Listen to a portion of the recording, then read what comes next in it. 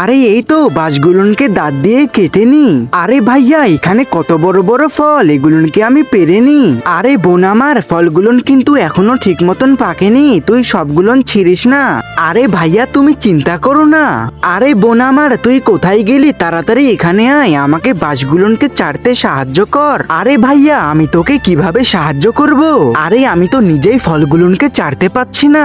আরে দেখলি তো, এর জন্যই আমি তোকে বেশি ফল ছিঁড়তে মানা করেছিলাম, কিন্তু তুই তো আমার কথাই শুনিস না। আরে বন্ধুরা, তোমরা তোমাদের বাবাকে ভালোবেসে থাকলে ভিডিওটিতে একটি লাইক দিয়ে দাও এবং তোমাদের মাকে ভালোবেসে থাকলে চ্যানেলটিকে সাবস্ক্রাইব করে দাও। আরে ভাইয়া তাড়াতাড়ি আমার শুকুরের বাচ্চার রুমটাকে রং দিয়ে সাজিয়ে দে। আরে বোন তোর কোন কালার পছন্দ? আরে ভাইয়া আমার তো লাল রং পছন্দ। এরপরে বন্ধুরা আমি আমার বোনের শুকুরের বাচ্চার জন্য ঘরটাকে সুন্দর করে রং করে দিলাম। আরে বন্ধুরা তোমরা কোন ক্লাসে পড়ো কমেন্টে জানাও।